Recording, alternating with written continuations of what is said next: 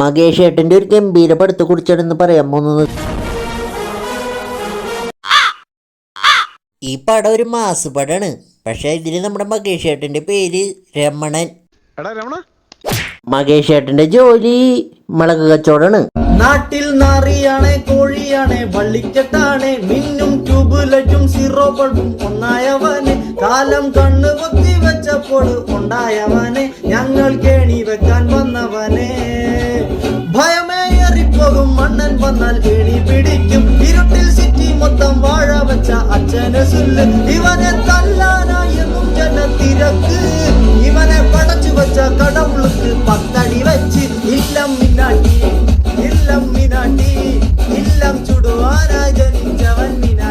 മകേഷ് ഏട്ടന് ഒരു ലക്ഷ്യമുള്ളൂ, അമ്മേനെ കാണണം. ചെറുപ്പത്തിൽ നമ്മുടെ മകേഷ് ഏട്ടൻ്റെ അമ്മ മകേഷ് ഏട്ടനെ ഉപേക്ഷിച്ചു. മകേഷ് ഏട്ടൻ്റെ അപ്പനാണ് ജയറാമേട്ടൻ. ജയറാമേട്ടൻ ഒരാളെ കൊന്നു, എന്നിട്ട് ജയിലിൽ പോവും.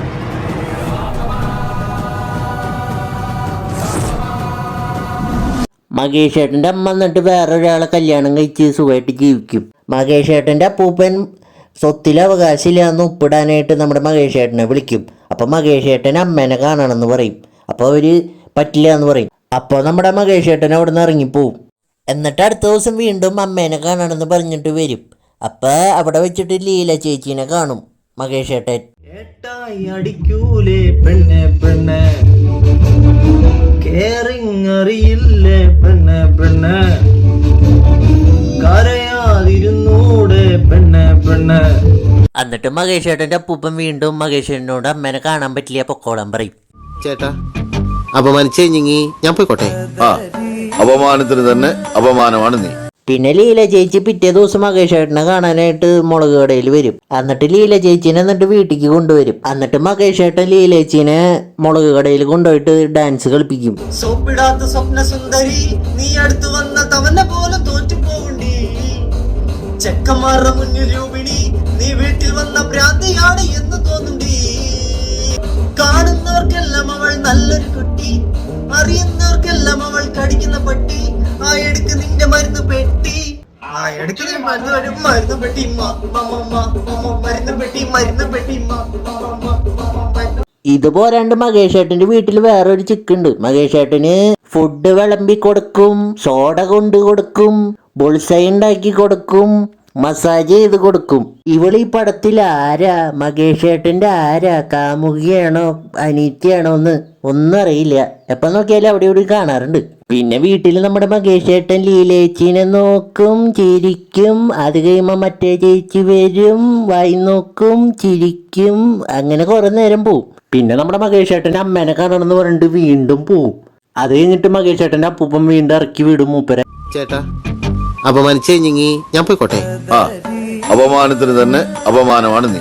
പിന്നെ നമ്മുടെ മകേഷ് ഏട്ടൻ ഒരു മൂലയ്ക്ക് ഇരുന്നിട്ട് തീപ്പെട്ടി കത്തിക്കാൻ നോക്കും. എന്നിട്ട് ഒരച്ചിട്ടും കത്തല്ലേ. അപ്പം നമ്മുടെ മകേഷ് ഏട്ടൻ മനസ്സിലാക്കാണ്, ഈ തീപ്പെട്ടി പോലെ എൻ്റെ ജീവിതം ഒരച്ചാലും കത്തില്ല എന്ന്.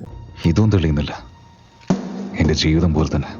അങ്ങനെ ഒരച്ച് ഫസ്റ്റ് ഹാഫ് അങ്ങ് തീരും. പിന്നെ മകേഷ് ഏട്ടൻ ഒരാൾ തല്ലാൻ പോവും. അവിടെ ബീഡി വലിക്കുമ്പോൾ നമ്മുടെ മകേഷ് ഏട്ടൻ കിടന്നുറങ്ങും.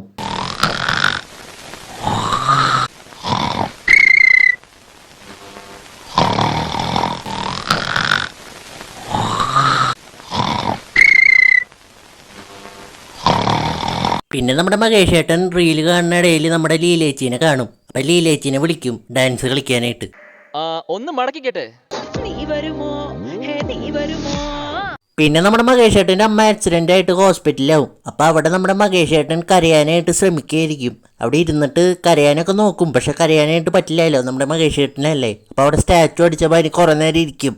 പിന്നെ മകേഷ് ഏട്ടൻ അമ്മേനെ കാണും, അമ്മേനെ കൊണ്ട് വീട്ടിലേക്ക് വരും. ആരാരീരാരീരോ പാടാൻ പറഞ്ഞാൽ ചൂലെടുത്തോടിക്കും എൻ്റെ അമ്മ, എൻ പനി കാരണം ഫോണെന്നമ്മ, മുടിവറ്റ വെട്ടിയിലെ തല്ലുമമ്മ, ടിവിയിൽ സാന്ത്വനം സീരിയല് കാണുന്നു എൻ്റെ അമ്മ, ആ ചാനല് മാറ്റിയാൽ കൊല്ലുമോ എൻ്റെ അമ്മ, എൻ്റെ ഉയിര് പോകും. പിന്നെ അവർ സുഖമായിട്ട് ജീവിക്കും. ഈ പടം കാണാൻ വന്ന് നമ്മൾ കിടന്ന് കരയും. അങ്ങനെ പടം കഴിഞ്ഞ്